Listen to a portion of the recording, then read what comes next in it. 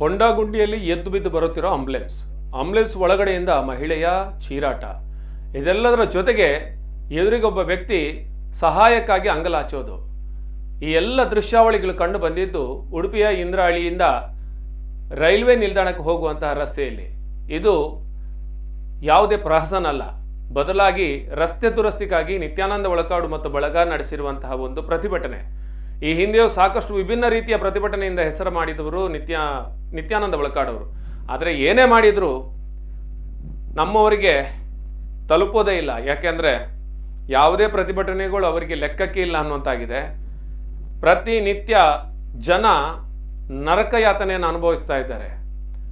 ಒಂದೊಂದು ಸಲ ಹೆದ್ದಾರಿ ವ್ಯವಸ್ಥೆ ನೋಡಿದಾಗಲೂ ಹೀಗೆ ಆಗುತ್ತೆ, ಯಾಕೆಂದರೆ ಟೋಲ್ ಕಟ್ಟಿದ್ರೂ ರಸ್ತೆ ಸರಿ ಇರೋದಿಲ್ಲ, ಇಲ್ಲಿ ಟ್ಯಾಕ್ಸ್ ಕಟ್ಟಿದ್ರೂ ನಮ್ಮ ಸಿಟಿ ಒಳಗಿನ ರಸ್ತೆಗಳ ಅವಸ್ಥೆ ಹೇಳೋಕ್ಕಾಗದಷ್ಟು ಕೆಟ್ಟದಾಗಿದೆ. ಪ್ರತಿ ವಿಚಾರದಲ್ಲೂ ಕೂಡ ಏನೇ ಮಾಡಿದ್ರು, ಜನ ಎಷ್ಟೇ ಮನವಿ ಸಲ್ಲಿಸಿದ್ರು, ಯಾರಿಗೆ ಏನೇ ಹೇಳಿದ್ರು ಯಾರಿಗೂ ಅರ್ಥನೇ ಆಗದಂತಹ ಪರಿಸ್ಥಿತಿ ಇದೆ.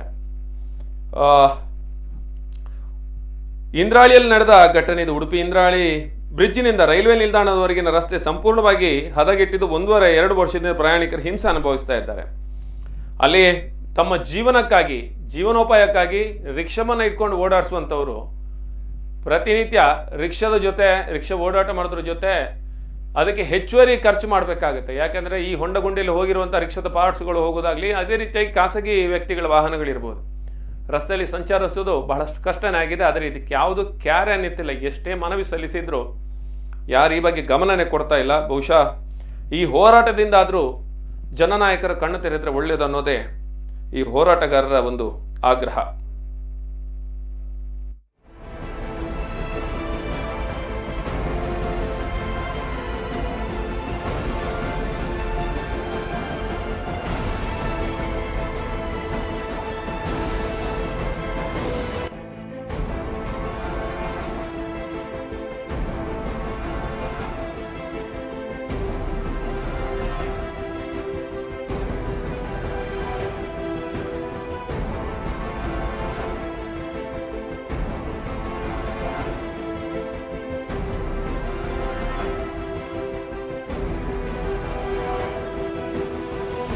ಸಂಬಂಧಪಟ್ಟ ಅಧಿಕಾರಿಗಳಿಗೆ ನಾವು ಮನವಿಯನ್ನು ಕೊಟ್ಟಿದ್ದೇವೆ.